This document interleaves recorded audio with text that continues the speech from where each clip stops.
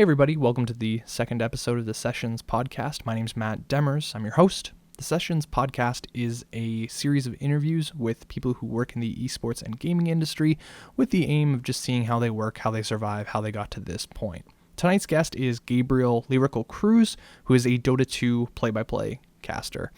We talked with another caster last week, Solid Jake. However, Gabe is a little bit in between, an absolute amateur and a professional who is getting invited to every single event for his game.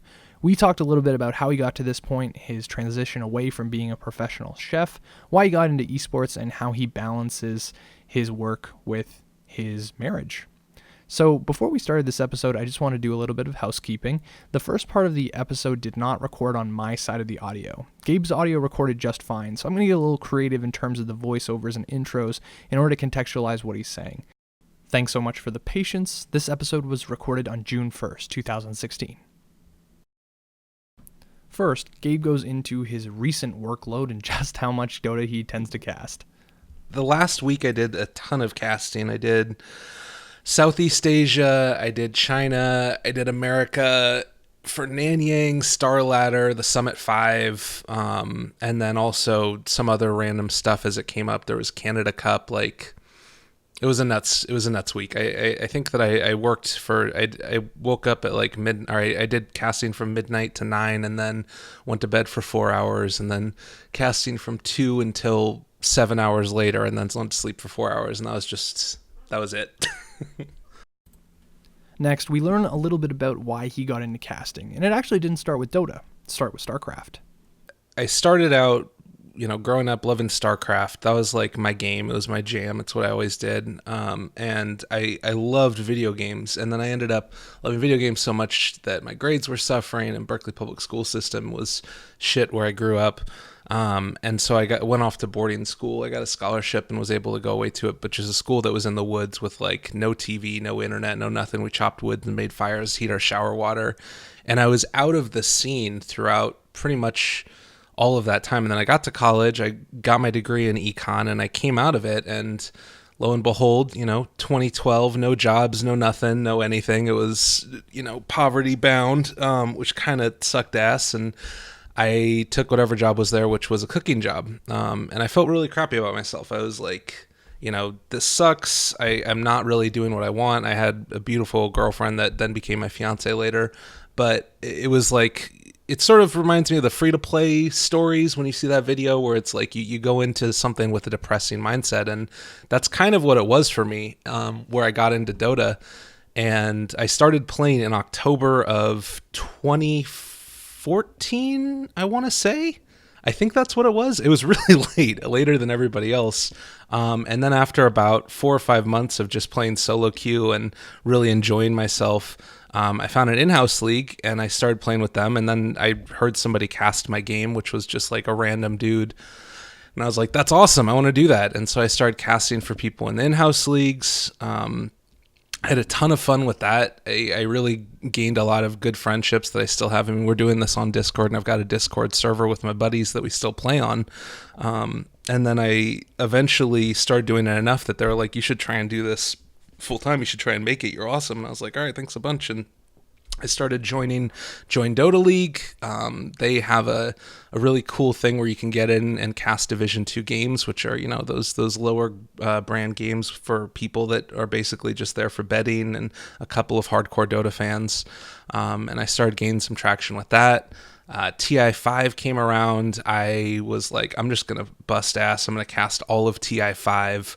And I made a Reddit post that said, I'm planning on solo casting every game at TI5. And I did about 2/3 of it. I did all of the group stages, and I got into the main, I think I got into the main qualifier or the main event. And eventually I just my body was breaking down. But I got some recognition from Hefla TV. There was a group of casters there, and they started, they were like, hey, we like what you do. And eventually I got in with them, and then I contacted Gods on Twitter. I was like, yo, can I cast a BTS America's qualifiers? And they're like, yeah, sure, go for it. And they let me do it on my channel, and then they brought me in for one of the big Summit games. And from there, it just sort of kept on snowballing. Next, Gabe goes into his marriage, how his wedding kind of changed the context of how he was casting, how he was balancing casting with a chef's job, and just how hectic that schedule got. I was working a 40-hour-a-week job. I was a chef in the restaurant still at this point. And I would come... No, I came home every day from work. I worked from like 3 o'clock in the afternoon until late, when the fuck ever. And my wife would go to bed usually by the time I would get home. So we didn't ever see each other really, which kind of sucked. We were engaged at that point. We weren't married yet. But we are married now. Exactly. Thank you. Yeah, we got married. It was cool. We can get into that later. Our wedding was my shift from being a chef into being a caster from full time, pretty much. I would work the whole day, and then I would come home and I would basically just cast Dota all night long. And then on my days off, this was the point where it really started to get a little bit sketchy. Was I would cast literally all day. So I would sit down, I would get myself some breakfast, I would be streaming on Twitch. Usually I think, I was streaming the games, I think, on Twitch at that point. And then also locally recording them and uploading them to YouTube. And I was doing probably like 13 hours straight of casting, pretty much every day that I had off. And then also, the 6 hours or so that I would do a day after work. So literally all that I was doing was working and casting Dota, with no like really social interaction with anybody or anything. I was like a shut-in. It was legit. Part of what exposed Gabe to a bigger audience was taking on jobs people didn't want to do, but also taking on really ambitious projects. Things that would make Reddit or social media's eyes perk up and be like, okay, well, I'm going to go along for a ride with this guy.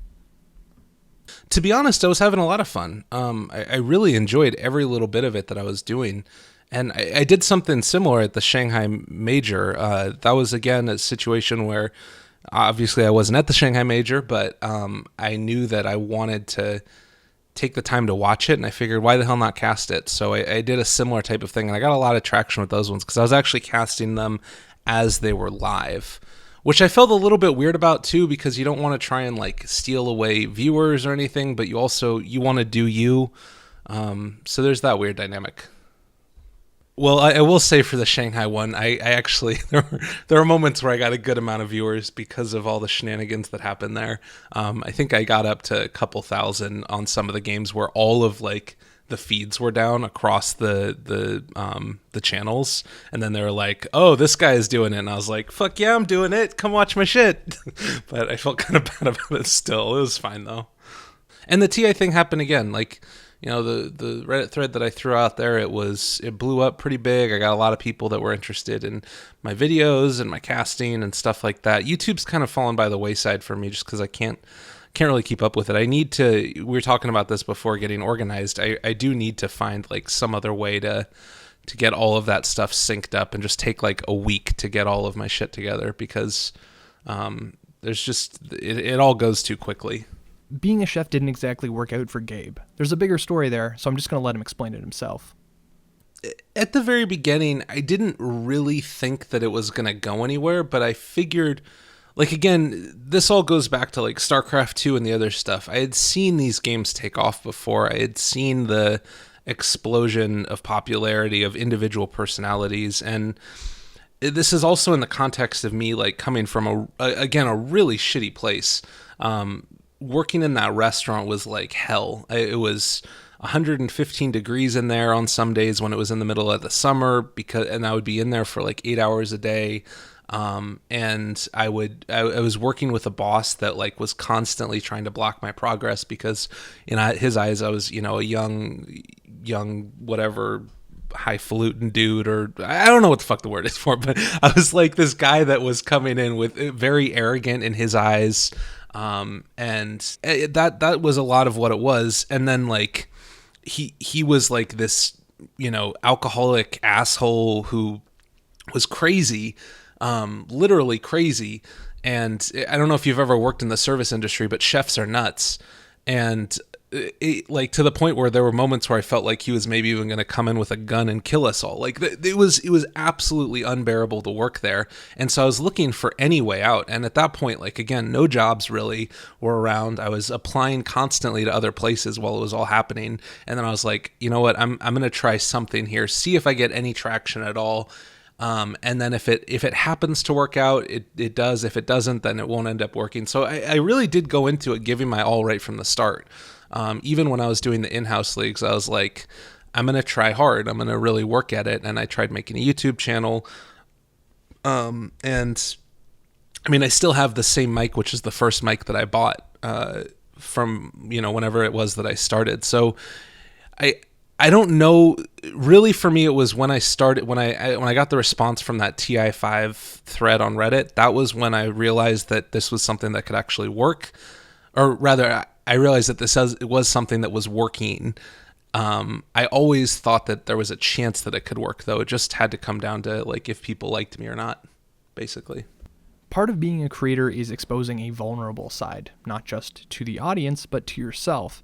If you take on big projects, you have to be prepared that they're going to fall flat, and you have to be mentally strong enough in order to rebound. I asked Gabe about this, especially with his numerous big projects, and how he kind of approached it. There isn't really, again, it's sort of a rock and a hard place, catch-22, whatever you want to call it in this situation, even though those are different phrases for different things. But it's like, if you're not setting yourself up for disappointment, you're probably not doing something that's not worth doing.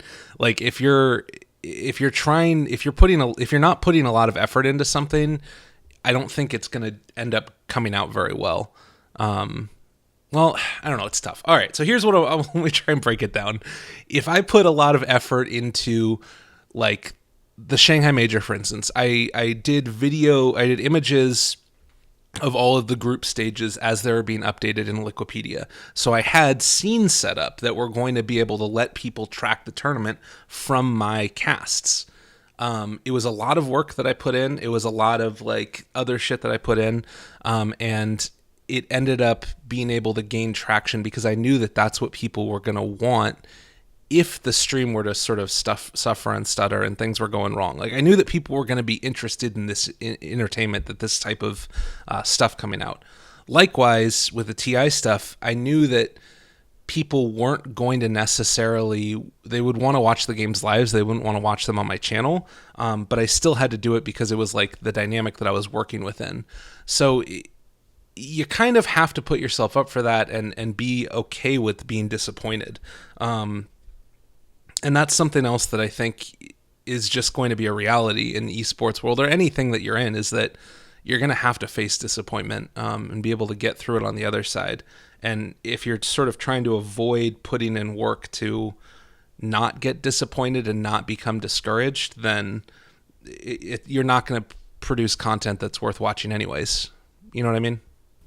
Thanks again for putting up with the technical difficulties. This is where the conversation picks back up.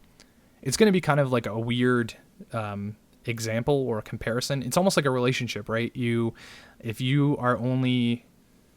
afraid of getting hurt because you don't open yourself up, like you have to open yourself up and be vulnerable to your partner in order to get that 100%, I don't want to say value, but the 100% potential of that relationship. If you aren't going to open yourself up, you're only getting 75% because you're too scared that you're going to get hurt in the process.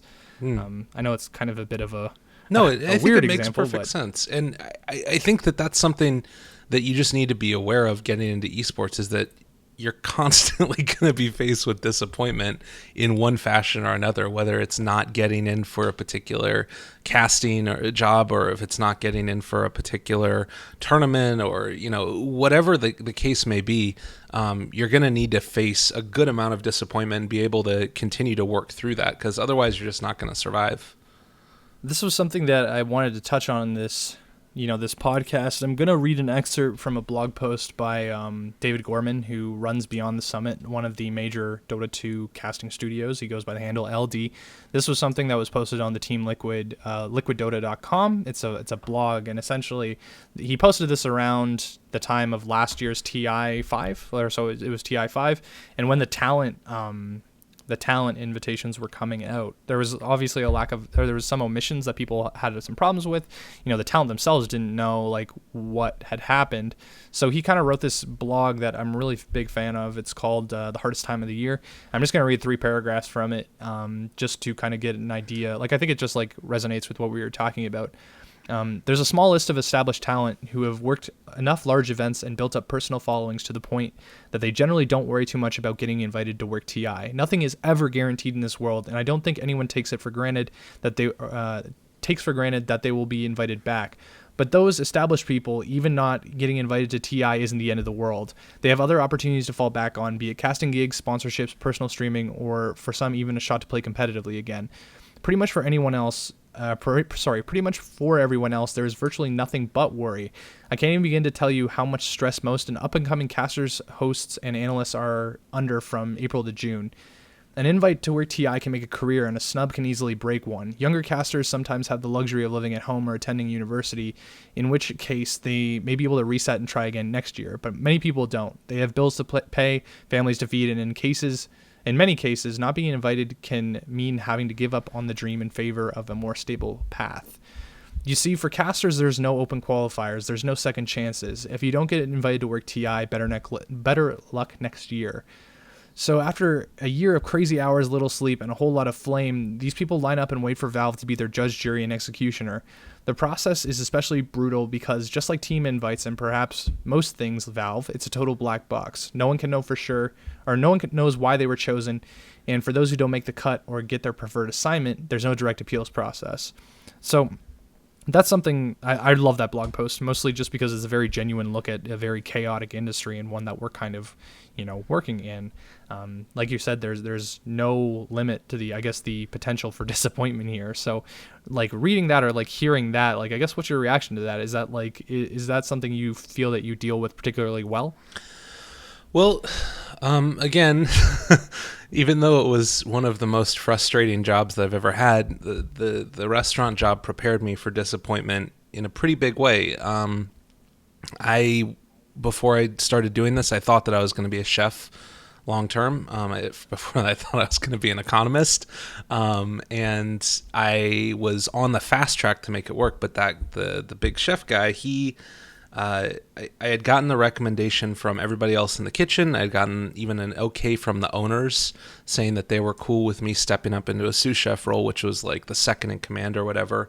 And then the head chef blocked it, saying that if I got promoted to that position, he was basically going to quit.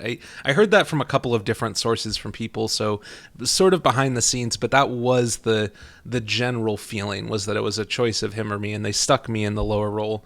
And I was pissed off, like beyond pissed off. I was really frustrated. They brought in somebody else to do the job, and I had to train the other person how to do the job that I was supposed to get. That's disgusting. It was very, very frustrating. It was probably some of the lowest points that I've had in my life in terms of personal disappointment with like where my career was going to be. And I stuck with it for another 6 months after that. So that's some commitment, man. 6 months is a long time. It is. It was frustrating, but I did get through it, and I learned how to work through disappointment.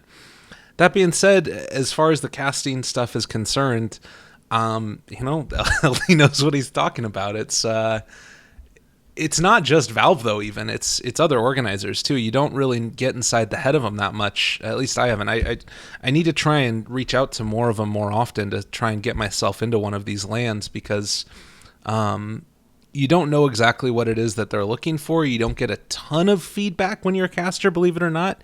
You get a good amount of flame, Twitch chat saying just caster broke back, and that's all, which is, you're wondering what the hell does that mean? That's really actionable, right? Like you can really discern what you're doing wrong from that. Yeah, and that's why we ask for feedback all the time, because you want to learn how to get better. And I listened occasionally to recordings of myself, and I can pick out things where I feel like I'm saying something wrong or I'm using a word too much. But generally speaking, you don't really know what it is that they're looking for. And I think that now, even more so than last year, the way that casters would get in before would be third-party events.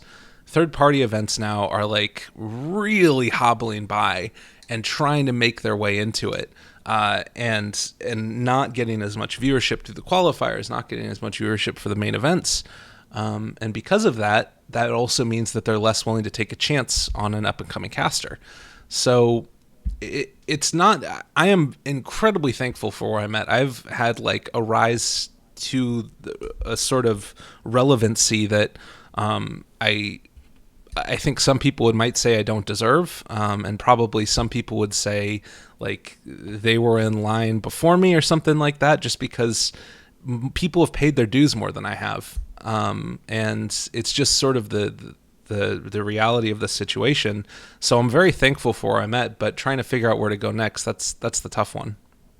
I would imagine something that I was actually had written down as a question was like, how do you become consciousness of improvement areas? But like you're saying, it's can be a crapshoot sometimes. Sometimes it just seems that if I don't want to say it's a luck of the draw, but the reasons that a community can turn on a figure or a caster, someone they have to hear very often, is it seems to be very random, or it's just luck. It's just luck almost. You kind of have bad luck. You pick up one bad quirk, and all of a sudden, no one wants to hear from you. No, totally. And I mean, not to sort of branch the topic too much, but you talk about relationships. That to me, what it feels like is that the community has a relationship with these casters, with these personalities, and they do sort of just spit them away at the drop of a hat, and it's frustrating. I mean, one of the most clear examples to me of this is Llama Down Under. She and I came up at about the same time, and she's awesome. I really think that she's a cool person, and I liked working with her. It's tough because we sort of fill the same role in a broadcast, but you think about when she first started out, she got like so much love from the community. People were really digging it. And then all of a sudden something changed. I don't know what it was, whether it was just the reaction to all the love that she was getting or whatever the case may be. And now, like, all over the place, she gets hate in threads that she's not even in. It's like, what the hell are people doing? I've noticed that it just comes out of nowhere. It seems like any discussion about a caster, she gets brought up. It's disgusting. Yeah, it is because it's the typical cover of anonymity and that kind of stuff. Like, to be honest, it's been analyzed to hell and back. Let's put it that way in terms of how people react in a mob. And for some people, like, I feel that currently the state of internet discourse is very heavily based around irony, and people I don't want to say they ironically hate her or anything like that, but they're ironically bad about it. Mm-hmm. It's like they do it because in a certain way because that's what they've been taught is funny. So they're hoping in order to get in, to perpetuate that and be funny themselves. So like you were saying, even just like caster name Brokeback, it's just I can't wait for a couple of years until someone writes a dissertation about Twitch emotes and their context and that kind of stuff, because just the four big ones I have a problem with are forehead, Elegiggle, and so be it. Because literally, if you type anything into Twitch chat and you throw one of those emotes in or put it, at the front and the end, it doesn't matter if it's funny or not. Because if it isn't funny, the fact that you have those emotes in there are like a shield. Yeah. It's like, oh, I realize how unfunny this is, so that's why I put the emotes in there. So it just becomes a giant battle of volume. You keep just throwing stuff out there regardless of whether it's funny or not, because one might be that hit that gets copy and pasted a billion times or becomes a meme or something like that. It's just like it's just an endless just barrage of bullshit. To be honest, I can't imagine being on the other end of it. Does it ever scare you that you might cross it, like that might happen to you one day? Yes and no. That's something that's tough. Again, we can go back to the BTS qualifiers, and we were at the BTS studios. I had just worked something like 12, 14 hours in a row doing either casting and paneling, and it was coming up on North American Dota. I hadn't watched any North American Dota. I had just been doing China, like literally just China and a little bit of SEA on the panel. I knew the teams. I was well prepared for them. I was like making sure that I was going to be well informed and look good on the panel. But I also knew that Europe was just starting up. I also knew that North America was just starting up. And because of that, they needed somebody for the panel that was capable of talking about them. Also, Europe, North America, about 9 a.m. Pacific time is the highest viewership of Dota 2 content across the world, because that's when you've got China that's shutting down, that's when you've got Europe that's already going, you've got North America that's just waking up. Everybody in the world is looking at you. And I was like, Slacks was asking, who can come on the panel? Who can come on the panel? I was like, I'm not fucking going on the panel. I don't know shit about these teams.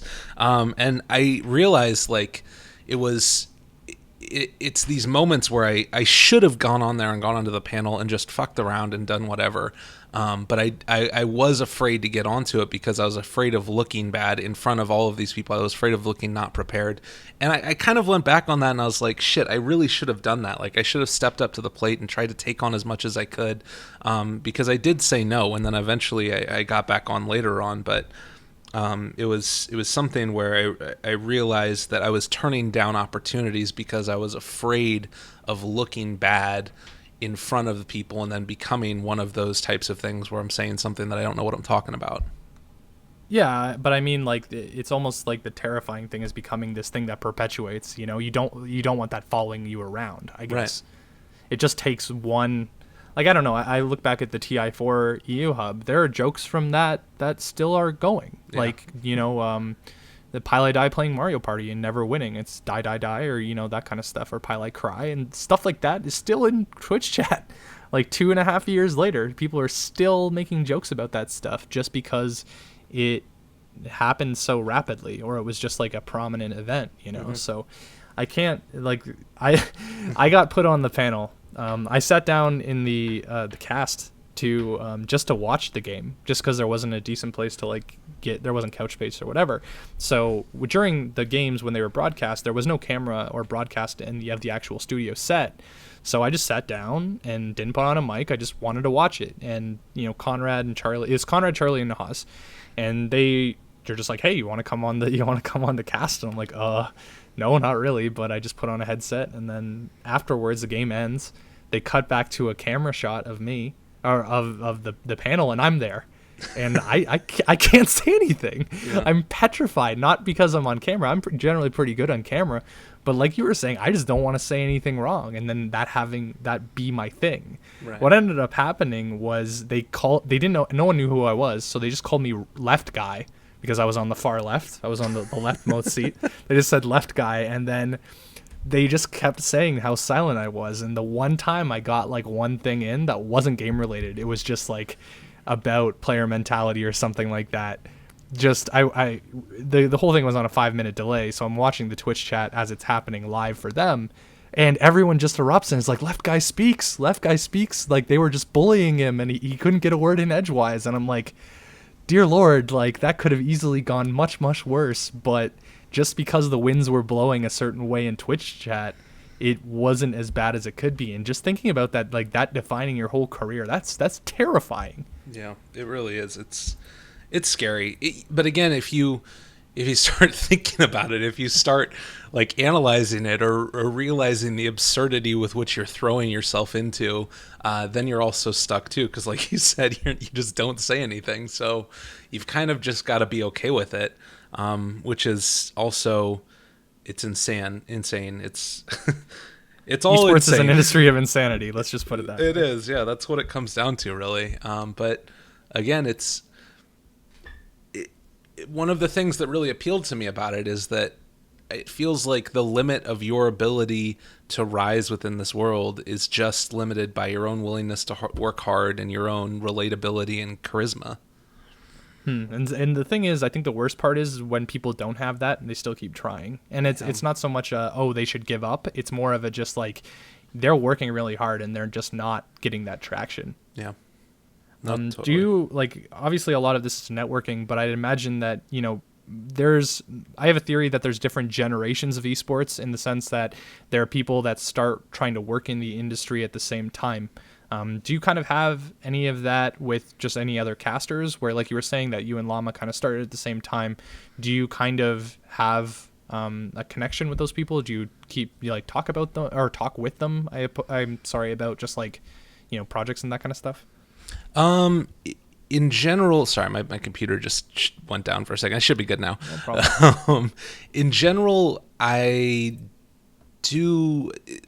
and I, we talk from time to time, particularly when there's like frustration going on between either of us about the general scene and whatever's happening. Less so recently, just because we've been so freaking busy.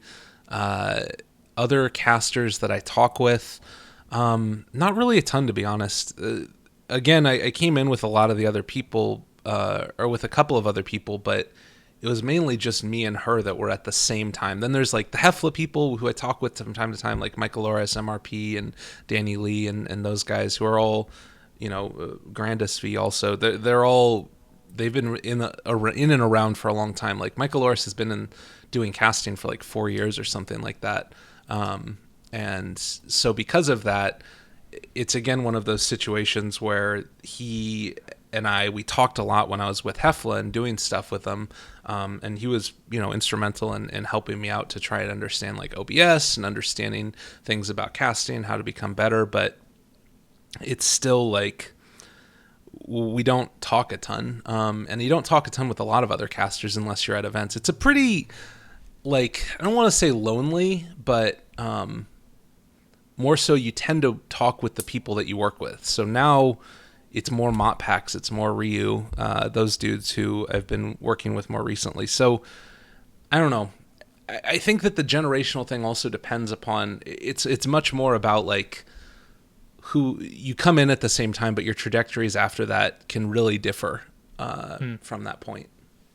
Okay, so maybe the refining of the generational thing. I didn't want to say like it's like a tier list because that kind of implies quality. It's more of just like there's like a ladder, let's put it that way, in terms of just starting out to like doing it as a profession. And it's like I would put people like the main Beyond the Summit stable of like LD and Gods and Toby Wan and Cinderin, if he was still casting, I would put them at that top because they've made that journey already. But then there's people at your ladder level that you can kind of both commiserate with and just kind of like, I don't want to say complain with, but it's just kind of a camaraderie, if you will. I get what you're saying about the loneliness, but there's definitely a noticeable a hierarchy, let's put it that way. Yeah, no, and for that, in that case, it's like I'm part of the group that didn't get invited to LANs. That's basically my hangout club. It's them and everyone else. Exactly. There's a harsh separation. Yeah. I was looking at a previous interview of yours for, I think, the London Conspiracy site, and one of the quotes that was there that's kind of stuck out to me was, "I don't want to focus on goals like getting to a LAN," and then that continued on just being like, you're not just saying, okay, my goal is to get to TI.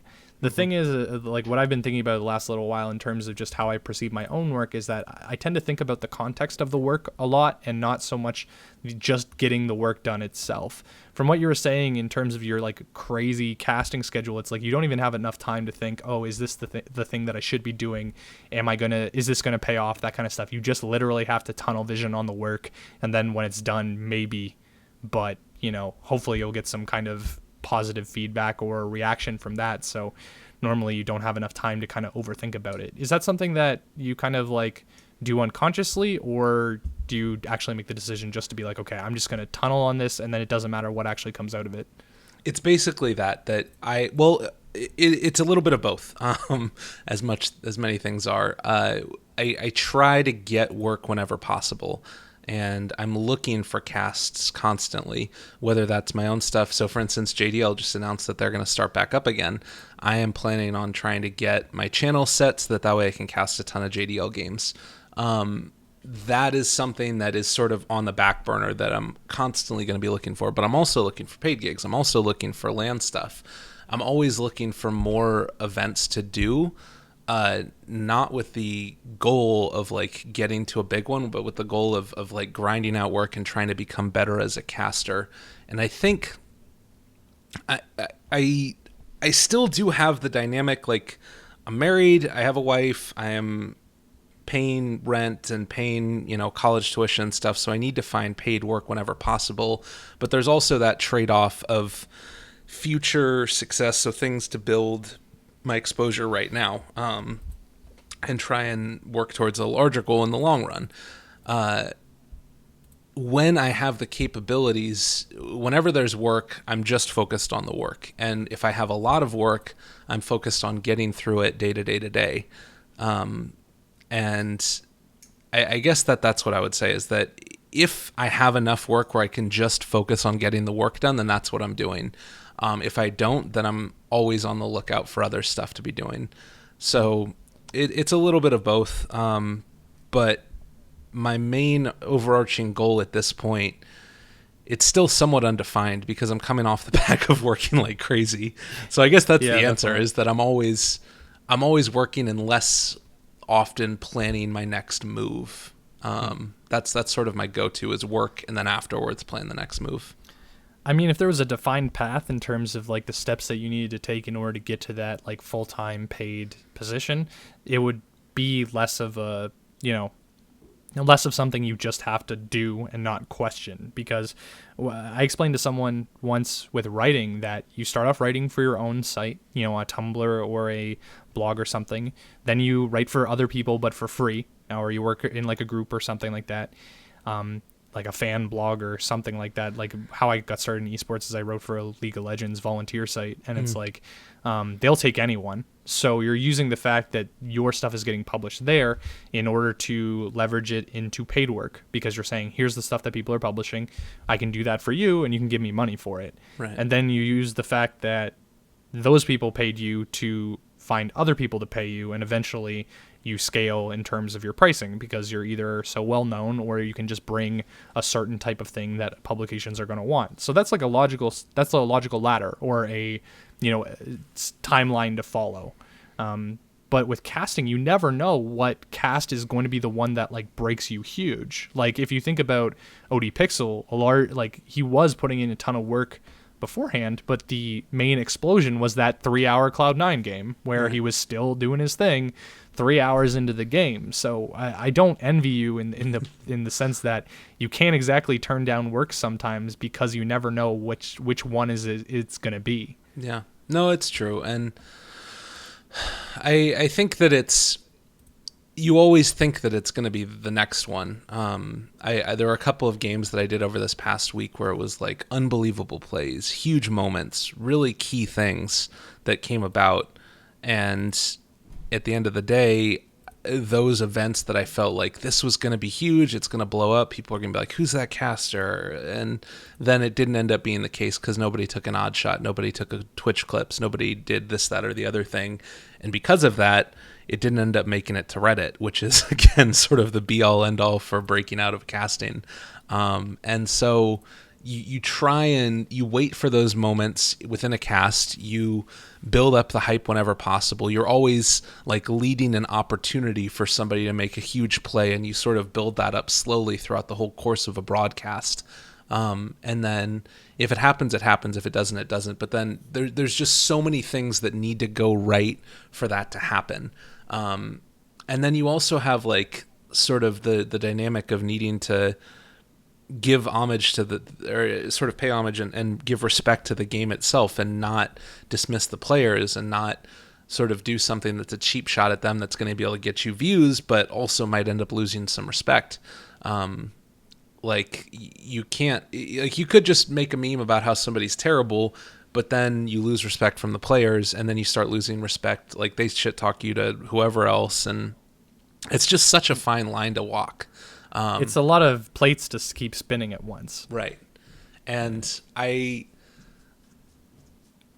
lot of people, when I started casting, Charlie even made a thing that was like, I was sort of calling him out, because it was right before the ESL1 Manila, and I was like, I had said something in a Reddit thread where I was like, I feel like China's going to be the next big thing. I feel like the Chinese scene is going to be really popping. It's going to be huge. And then Charlie posted on Reddit that was like, this is why we have you with an analyst. And then Wings won ESL1 Manila. And I was like, I don't remember what the tweet was that I said or something like that. It was like, who's talking now, Charlie, you fuckboy, or something. I don't remember what exactly I said. But then he said something that was like, I don't remember what it was, but it was basically an aspersion against me, where he was like, tier 3 caster thinks he's going to be the next OD Pixel. And at that point, I had to bow out to him because I didn't want Charlie to kill me in my sleep. But it sort of stuck with me where I was like, I don't think that that's how a lot of casters think. I think maybe when they first get into it, that's going to be what they're looking for, is to be the next this, that, or the other person. But really, you need to be the first you as opposed to the next other person, because otherwise you're never going to really blow up. Like, you have to have your own style. You have to have your own thing that's you. It's always a thing where it's like, why would you imitate someone else? Because they're like, the people who enjoy that person are just going to view that instead. Right. Exactly. You know? For the people who are watching and are a little bit confused, Charlie is a former Evil Geniuses Dota manager, currently works at Twitch Esports. He is terrifying, let's put it that way, especially if you're just meeting him. Charlie has a unique way of dealing with people. He shows affection with threats. Let's put it that way. I was, like I said, until I got used to him a little bit, he scared the shit out of me because I couldn't tell whether he liked me or hated me based on the things that he was saying. Like you were saying, like that, him making that kind of statement in public, like that's the type of thing that if it went absurdly badly, that could follow you around because people love Charlie, a lot. So I'm glad you got that vindication. Let's put it that way. I'm glad you got the vindication of wings. Something I wanted to ask, I guess, about those teams that kind of come out of nowhere. Do you think it's an advantage that because you're taking games that no one really wants to cast because they might be like tier 3, tier 2 or something? Do you kind of get like an emotional attachment to the teams that might not have a huge following, but because you're spending that amount of time casting them, like you are exposed a lot more? No, totally. And not only that, you get the first look at it. You're the analyst. When the newbie went on their run, I predicted they weren't going to lose a match at the Manila Major qualifiers. They didn't lose a match at the Manila Major qualifiers. I predicted them before the Manila Major qualifiers to maybe even win Epicenter. They came really freaking close to it. When they even a smaller team, for instance, CDEC Youth versus eHome. That was a matchup that happened at the qualifiers, lower bracket finals. It was a best of 3 series. Nahaz, I think that it was also Winter and one other person. It might have been Shiver that were all on the panel. I predicted that CDEC Youth were going to beat eHome in the best of 3 series. Lo and behold, they did beat them in the best of 3 series. I looked like a goddamn genius. And then I also predicted that they were going to lose the second series against eHome. They lost the second series against eHome. And then I said, guess what? None of this is going to matter because they're all going to lose to Newbie. And then Newbie destroyed eHome. And everything that I predicted to happen happened because I had casted only Chinese Dota that nobody else wanted to for the previous 3 weeks leading up to it. So I knew the teams. I knew the way that they played. I knew how they were going to stack up against each other. And it made me, even though I'm a 3.2k MMR player, because I knew those teams, I knew more about how the qualifiers were going to go in China than almost anybody else, with the exception of like Blaze, who also does all that stuff. So I was going to bring him up earlier, actually. It's like Blaze seems to be that type of person that you could actually, just for the context, is Blaze Casting. I think his name's David Dillon. Does a lot of similar kind of things. But that was one of the things at the hub, was that both you and him were kind of making these like, yeah, I think Newbie's going to take the entire thing, or like beforehand or something like that. And it only comes from experience, and it only comes from that familiarity that comes with the grind. And bigger casters or other people might just be like, oh yeah, okay, I don't want to do that stuff if I don't have to. But it kind of, you're kind of shooting yourself in the foot for a little bit, just because you aren't exposed to it. Mm-hmm. Well, I would say though that they've also, the reason they don't want to do that is because they've done it. They've done the grind, and for instance, LD and Gods, they were cast in SEA Dota for how long before they started mainly focusing on Europe and time zones that were a little bit better. Like, they've done the grind, and I don't know. I think that go for it. Was that something that surprised you when you like came to that point, or were you always aware, being like, okay, if I want to do this, I want to do this properly, I'm going to have to do a lot of crappy Dota, or like I'm going to have to watch a lot of like low tier Dota before I can build myself up to anything kind of bigger? Oh no, I knew for sure that I was going to be doing the lower tier Dota stuff, and I was perfectly fine with it. That was something that was, I was actually blown away when I got into JDL that I was casting games with teams like it was Complexity last year, so Complexity when they were awful, or not awful, but they weren't the best necessarily. I think it was Complexity. Weren't as good. Let's Right. use the politically correct, Yeah. the safe answer. They're not as good as they are now. Yeah. It was like, and that blew me away that I was casting some of these games with teams that were actually really good. I was doing FDL too. Or FPL. Sorry, it's been so long. FDL is a North American team, which is the Face It Pro League, and that was something where it was all of the top tier players that were, in the world or in North America at that particular time, and they would come in and they would play their games in in-house leagues, so it was 5-on-5 games, and you would have a different group every time. And I got brought on by Alex Mike to be a caster in that league, and then it blew my mind that it was just Artesian Universe in a lobby with me. Like that was freaking crazy. And that was at the point when I had just come off of casting in-house leagues.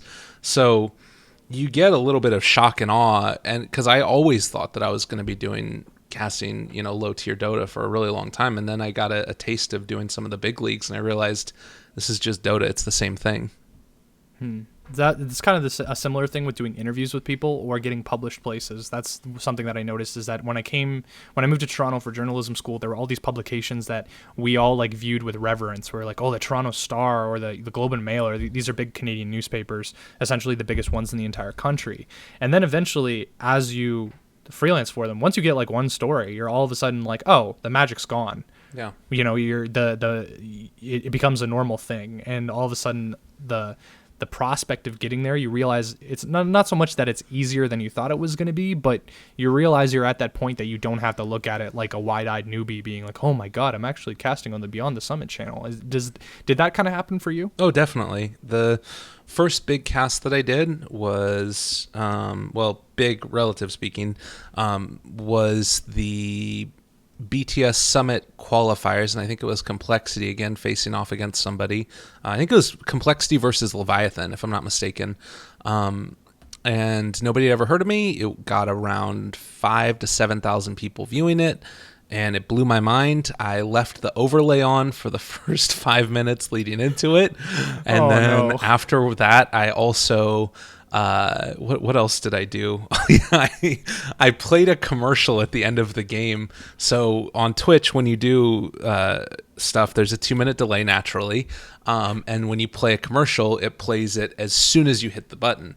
And so what happened was at the 2-minute as soon as the game ended, I quit out. Gods had told me before, just play a commercial or something at the end of the game, and I hit the commercial button, which meant it cut off the last 2 minutes of the game. Oh no. So not only did I leave the overlay on, I also did that, and it was like, oh my God, I'm never going to be invited back. That was literally my first game ever casting on the Beyond the Summit channel. And then I ended up going down there for the Frankfurt Major qualifiers. They invited me, and I got to do a cast of a secret game with Gods, and it was awesome. It was being there in person and actually hanging out with them and working with them. It took away all of the pressure because I realized they were real people that were just cool dudes, and it wasn't this big insurmountable thing.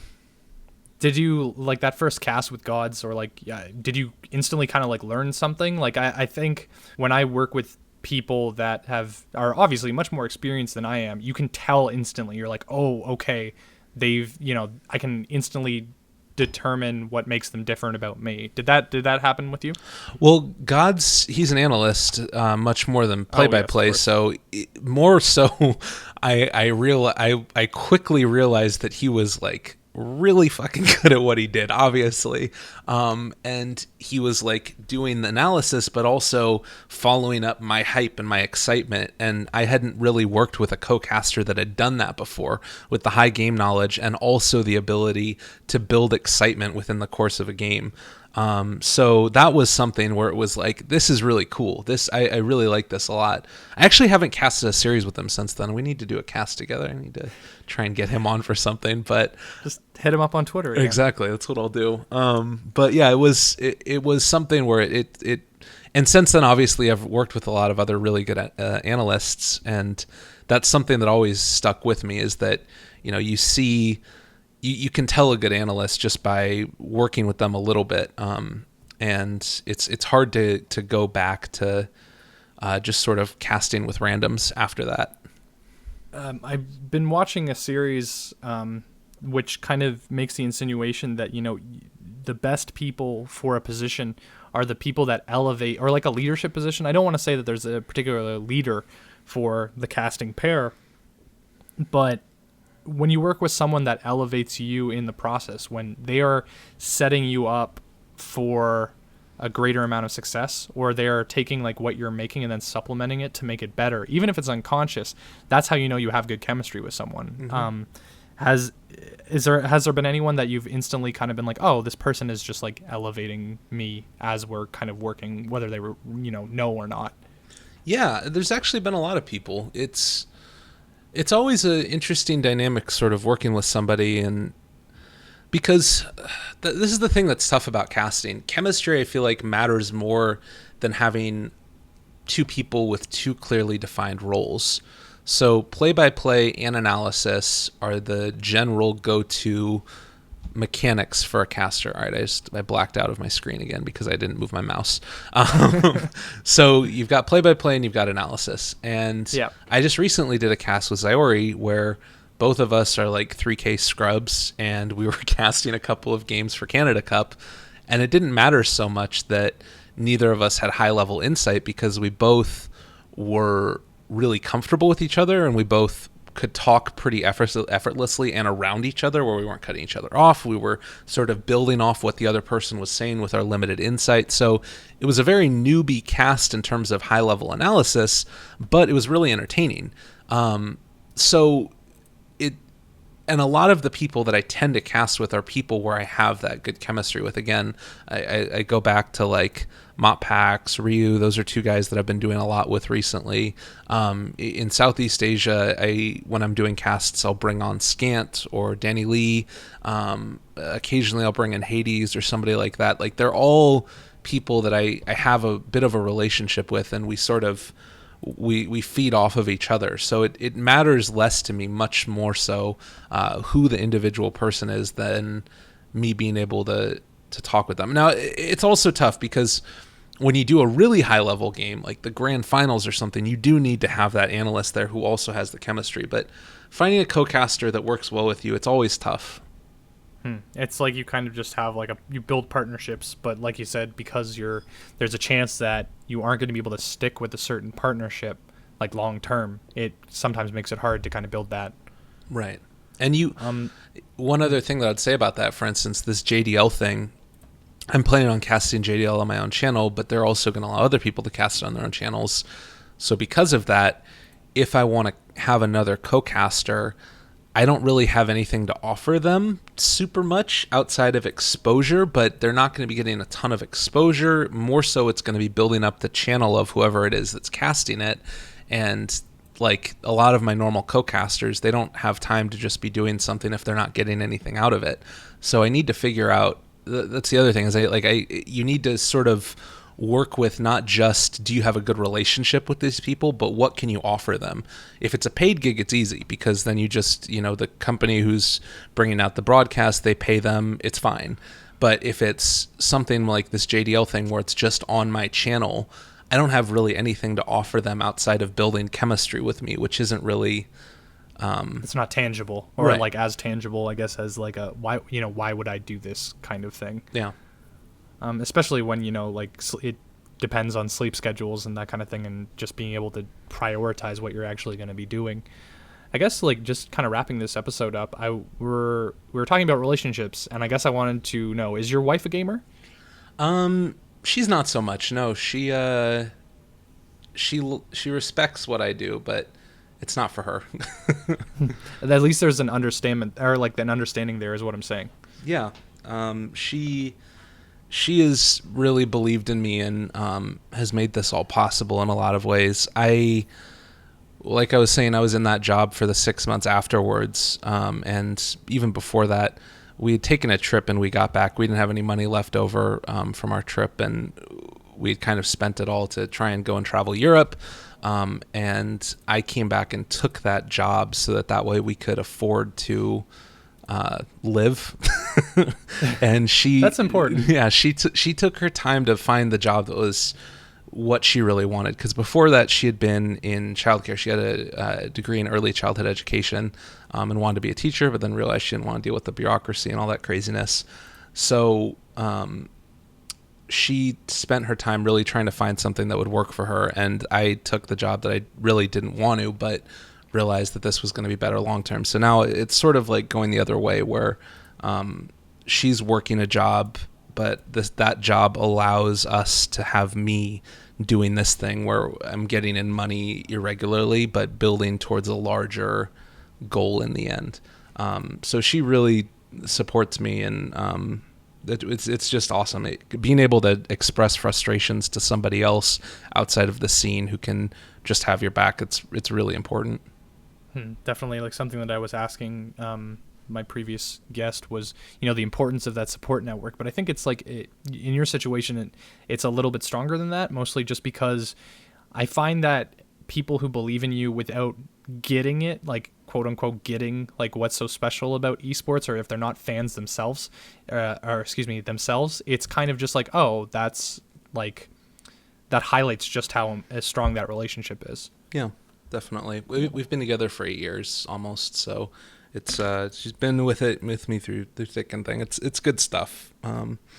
It's all heartwarming and just Yeah. all that other good stuff. I think it's tough to have. All right, go for it. Sorry. No, I was gonna wrap things up, but you're saying think it's tough to. The one thing that I would say is I think it's tough to find a relationship when you're in esports. But if you have a good relationship, getting into esports afterwards becomes easier. So there's kind of a little bit of a weird thing there. I think that it would be tough for me to like court somebody while I'm trying to work in esports. Trust me, without getting too much into my personal life, I understand exactly what you're talking about. Because for me anyway, like we're gonna keep this short and wrap things up. But the go-to thing is when you you meet someone online using online dating because you don't have enough time in order to like get out and actually like go to a bar, or you don't have a physical friend group that's gonna take you out to like somewhere. They always ask what you do, and I've just started just being like sports. No esports, just like we have to ease into it. I have to see if she's a gamer first. I have to see if she's like digitally savvy, and then I can just be like, okay, I work in it. The template is I work in the industry where people play video games as sports. I never say it's esports. I say it's that. I exactly say that because there's always an inevitable like, what is like, what's the context of that? But that's really good to hear that you like have that kind of support network. And I think an ongoing theme, at least in these episodes, is going to be how you cultivate those and why they're important. Gabe, thanks so much for taking the time in order to talk with me. I really appreciate it. Where can people find you on the internet? At Lyrical Dota for my Twitter, then twitch.tv/sadly lyrical gangster. Oh, God, I wish I hadn't chosen that name. I didn't even realize I was going to be a caster when I chose that name, but switch the E with a 3 for that one. And besides that, I think that about does it. At Lyrical Dota for Twitter. Cool. They'll all be in the show notes. So if you guys want to check that out and give him a follow, you should, because I don't know. Like we said, we talked a little bit at the hub, and I'm just a big fan of you in general, just because you tend to have a really good positive kind of outlook towards things, and like I think people could learn from you. Let's put it that way. Thanks, man. Now I'm just delving into suck up territory. Thank you so much for watching the second episode of the Sessions podcast. You guys, since the first episode is aired, we are on iTunes and the Google Play Store. So again, you can check out the description for the links to both of those. If you use an RSS-based podcast reader, the feed there is also there. Or you can subscribe to us on YouTube, youtube.com/Matt Demers. That's where I'm going to be posting all the episodes for that. So thanks again for watching. I hope you guys have a great night, and we will see you next time.